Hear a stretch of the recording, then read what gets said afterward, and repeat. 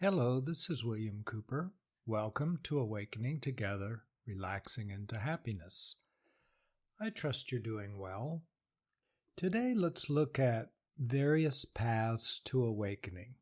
The word yoga means union, and it's union with your deepest self. So really, any path that opens you up to your highest and truest self can be called yoga, and it's not only what we're familiar with in the West as simply the physical yoga of the stretching and opening up our bodies. There are many forms of other types of yoga that we'll talk about as well in this podcast. The goal of the yogic path, regardless of the path you choose, is to lead you to awakening. So there are different paths to awakening that different people feel more comfortable with. Some people like one thing, some people like another thing. And in the end, it's best to listen to yourself and follow your heart, regardless of what teachers or books or other disciplines might tell you. It's always good to listen to what they have to say because there's often wisdom there. But in the end, it's your awakening. Buddha's awakening doesn't awaken you, yet Buddha has a lot of good things to say. So it's good to listen to others, take it all with a grain of salt, and then follow your heart. What opens you up? And just as importantly, what keeps you open? Why aren't you open all the time? Because after all, you're a beautiful being all the time. Your being is one of love, peace, well-being, vibrant, potent, powerful energy, bliss and joy and happiness all the time, like the sun. That powerful. It's way more powerful than an atomic bomb. And that is felt all through your nervous system and body all the time. However, a lot of us don't feel that. A lot of us just feel depression or feel anxious or stress. So what's going on? Why aren't we feeling ourselves? And by the way, our being reaches even beyond this existence. So it's beyond this. It's all that is and beyond. That's your being. So very powerful. More powerful than the mind can imagine and that science has uncovered. That powerful. So back to that original question. That being the case, why aren't I feeling it? What's going on? Well, first, let's look at the process of opening up in general, and then later focus on specific yogic paths for opening up. And yes, we've talked about opening up and dissolving blocks in past podcasts. So if you've missed those, you might want to go back and take a listen. But we'll touch on some things here too. Every time we think, we create lenses that our light and power shines through. Same with emotions, but every time it shines through, it's diminished because it's weakened and diluted as it shines through a lens, as any light would when it shines through some sort of lens or image. That's what happens to us. And depending on which image we are using, some of these images aren't so happy. And we become identified with them and we don't feel so good. None of them are ultimately true. Yes, they did probably happen in your life or past lives, but they're not ultimately true of your being, and all these images can be dropped. Yet they block us. We also store these things up in our bodies, and those feelings block us, pain and ill health and so on and so forth. So, what can we do to help feel our true selves? Let's start with some simple things. Say you go to the Grand Canyon. It's so vast, when you look over the edge, your mind often will just disappear. It's so vast, the mind cannot maintain its customary structures, and you're filled with awe. In that moment of awe, you feel yourself. In moments of laughter, you feel the joy of yourself. In moments of a beautiful sunset or great beauty, you feel yourself. You at that level are one with all things, and you are the universe, or the universe is you, and it's shining through. The mind and emotions that block us aren't really that strong, are they? Because when we look at the Grand Canyon or some other beauty, the mind just gives way, it lets go, and we experience an opening to our true self.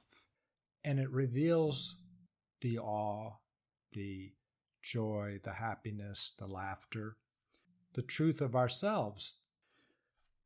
When we're in nature for some time, because nature doesn't think and our surroundings affect us, just like karma or any kind of energy that surrounds us, our mind starts to let go and relax. And that's why nature feels so good. If we stay in nature for a while, our mind begins to let go, release, and relax.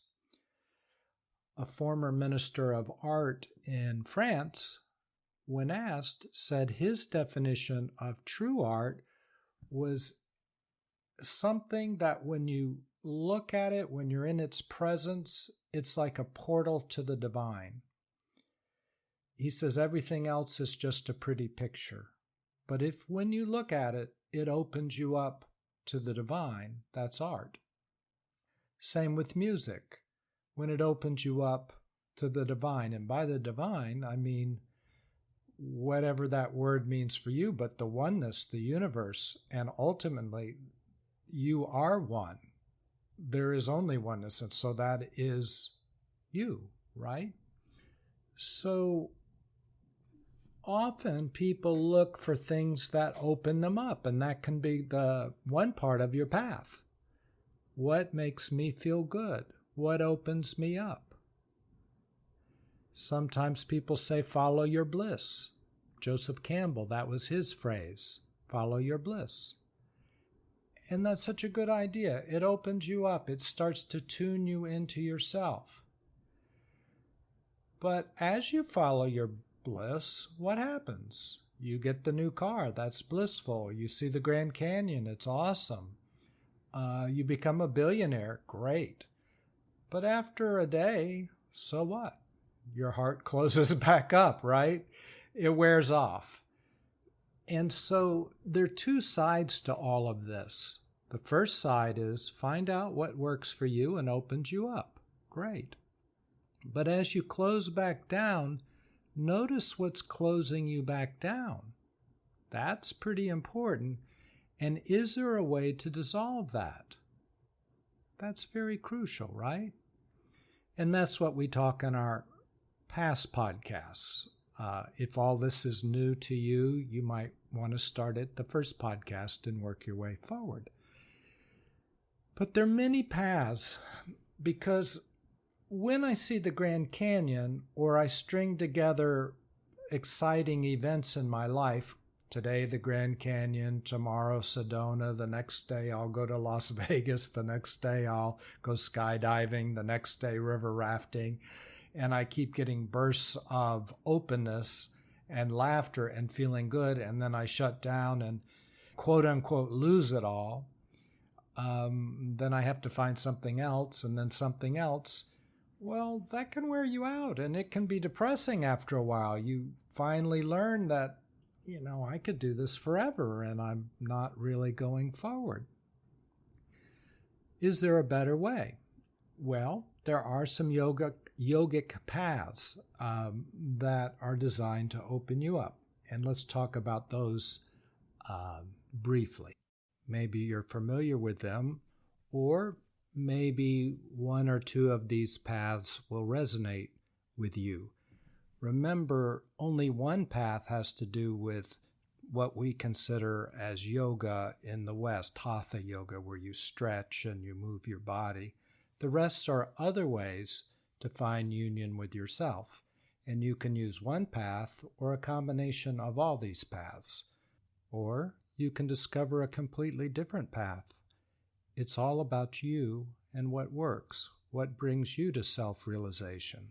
Yet, ancient wisdom is often helpful and worth taking a listen as we figure out what works for us. As I said before, yoga is union. So there are different ways to become in union with your deepest and best self, your highest self. One way is bhakti yoga, and that's the path of devotion. Have you ever felt great devotion to somebody or something, and you just felt so much love? This could be worship or singing or just being with them or in their presence, and you just feel so happy. If you follow that path, you look for ways to consistently do this every day and rest in your heart and just feel that beauty, that love, that peace, that openness, all that openness that's opening you up. That's the bhakti yoga path. And yes, it includes singing or making flowers that you might give to your beloved or offer to your deity, things like that. That's the bhakti path. There's guru yoga. You find a guru that you really resonate with, and you hang around that guru, you absorb their energy, and you melt into their awakening. And through that, you learn and you become one with the universe, and eventually you become one with yourself after you learn from that guru and often leave that guru so that then you can rest in your own energy. But the guru teaches you a lot, and through that path you learn and become one with yourself. In a past podcast, I did talk about gurus and awakening. Ultimately, of course, you're your own guru, and life is your guru. Yet, a human guru can be helpful as well. There's hatha yoga. That's the physical yoga most of us are familiar with in the West. And often, when you move your body and stretch, you release old mental structures, emotional structures, because we're a mind-body continuum. So having a healthy body and stretching it will open up your mind, your body, and your heart and connect you to your highest self. It's like the curtains often will open as you're doing yoga and put you into connection with the oneness that you are. There are very many forms of physical yoga, and you find what suits you.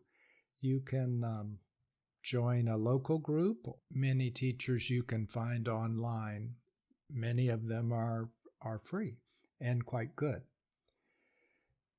There's also jnana yoga. That's the path of knowledge. And a lot of our podcasts here are based on jnana yoga. The idea is when you see clearly, you start to see through the delusions that have been blocking you. And as you see through the delusions that are blocking you, you can let them go because they just don't make so much sense anymore. And as you let them go, there's more openness and you connect to your true self. There's not the blocks blocking you from the true self, your true self that's there all the time. There's karma yoga. This would be selfless service where you're serving other people. Maybe you like to feed people. Maybe you like to work at a food bank, and that opens you up. You feel your heart opening up. When I go to India, one of my favorite things is it's so inexpensive to offer others food in India. And on my last trip, I found that I could very inexpensively feed lots of holy men. And what better joy is there? It just opens my heart, and I love it. Once on one of my early trips, as a great honor, a Jain guru had me go feed people. And I was too young at my spiritual path to really recognize the great honor he was giving me. But as I showed up and started feeding people, I didn't have to recognize anything. My heart just opened. And then I realized what a great honor it was. This is a big thing in India and probably in most places in the East and also here in the West. It's a great honor and it just feels so good. It opens you up. Karma yoga goes beyond just simply feeding people. It's your actions and knowing how they open and help people or how they might harm people. And therefore, you might want to stop doing things that harm people. But it teaches you a lot about yourself to do service to others. There's mantra yoga. That's chanting mantras, certain words with vibrations and meanings that have a lot of powerful effects on you to open you up. Sometimes it's just the vibration that opens you up. Other times it's the actual meaning of the word. Other times it's because you're connected to a higher truth inside of you by saying a mantra that reminds you of that higher truth. You don't get distracted in the world in other attachments so much because you're connected to something deeper and you keep reminding yourself to stay connected because you're chanting your mantra. There's also Raja Yoga. That's a path of yoga that includes meditation, but also lots of wisdom, different disciplines, the Eightfold Path, right understanding, right emotion, right speech, right action, right livelihood, right effort, right awareness, and right meditation. So it's a whole system, and it's a way to bring you to your deepest self, to the truth of who you are, as well as some thoughts and guidance as possible ways to express through action your deepest self in this world in a clear way. And there's Tantra Yoga, which is an energy yoga. It's connecting to the energies all around us. All creation, all existence vibrates with the same energy because it's all the same substance. And this can be accessed with different methods and means, and Tantra Yoga works with these energies. We've heard about sexual connections, but it's also way beyond that, and it doesn't necessarily include that. It could include working energetically with deities or chanting or visualizations. We might find our path to be a combination of all these yogas, or we might evolve from one yoga to the next yoga, in no particular order, but what calls to us. Often yoga schools would like you to stick with their school, maybe forever, but that's optional. You could do that, or you could just listen to yourself, and as you open up in different ways, you would move in the direction that now suits you. What's the next deepest step for you? Today, looking at a beautiful artwork in the museum might open you up beautifully. Tomorrow, it's listening to music, and the next day, it's doing hatha yoga. But the advantage of sticking with one path for a while is that you can go deeper, and its consistency, especially with things like meditation or hatha yoga, probably all the yogas, start to teach you something because you go deeper and deeper, and you start to bump up against the blocks, become familiar with ways that you block yourself.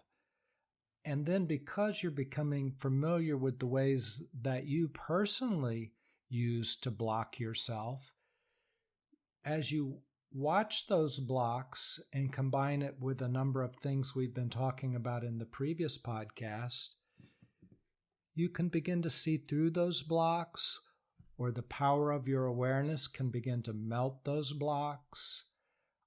They can begin to dissolve, and you begin to feel your presence that's always there, but you begin to feel it all the time. You don't have to keep jumping out of an airplane or going to the Grand Canyon or doing things to get a glimpse of who you are. Instead, you're that radiant ball of bliss and love all the time. You experience the beauty of yourself all the time. So I would say there are 2 steps. First, find out what opens you up. Follow your heart, follow your bliss. What opens you up? That can be the first part of your practice. And then as you open, notice what closes you. What boundaries do you bump up against? What old habits, thoughts, or emotions do you bump up against that block you and prevent you from experiencing and expressing the full beauty of you? How do you let that go? Because it's not you, it's some old habit or thought. So what is helpful for you to open up and release that which closes you down? That's really the path, and you continue until you feel yourself all the time. What could be better? You just feel your beauty, your wonder all the time. Life is exciting, and it provokes you to move forward. Even suffering shows you where you're stuck, and it moves you forward because you want to get out of your suffering. The universe conspires to show you all the time what you need to see and to move you forward, to love you, and to open you up into your best self. Ramana, a great saint from southern India, used to suggest, follow any path that works for you. And as you follow that path, start to let that path go bit by bit. For instance, if you're practicing mantra yoga, maybe at first it helps you to chant your mantras out loud. But once you've done that and your mind has opened up and quieted a bit, when you can, start to chant them internally, silently. And after a while, when your mind calms down even more deeply and your heart opens more deeply, maybe rather than repeating the silent sound to yourself, just know what the mantra is with no sound. Getting quieter and quieter until no mantra and there's only open beauty. You can apply that to any path. For instance, karma yoga, maybe you would feed people and that would open your heart, until perhaps you would notice that your heart was open and you didn't need to feed people. Yet you could, but that's just because you already have an open heart and you love people, not in order to get an open heart. Often when we start a path, it's to get something, which is a good intent. And then as we receive it, it's to begin to let that practice go and just realize that that's who we are, an open, radiant being. And then from there, flow into the world and let our intuition guide us as to how we serve the world and ourselves and others day by day. What serves? What do I feel called to do today? What does my intuition ask me to do? And do that. As you open up, Ramana liked people to notice what they're not and let that go and rest in what they are until all they do is experience who they are. So, what yogic path suits you? Is it art? Is it music? Is it serving others? Is it chanting? Is it devotion? Is it hatha yoga? Maybe it's meditation or maybe it's tantric yoga, or maybe it's jnana yoga, the path of knowing, of knowledge. What serves you? Maybe it's skydiving. Maybe it's sitting in nature. Maybe it's taking walks. Maybe it's looking at a sunset. But what opens you up?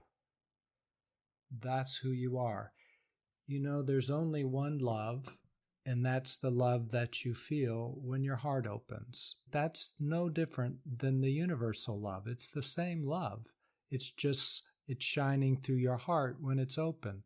There's only one peace, and that's the peace you feel when you're walking on the beach or you're in nature. That's the peace of awakening. It will never be any different.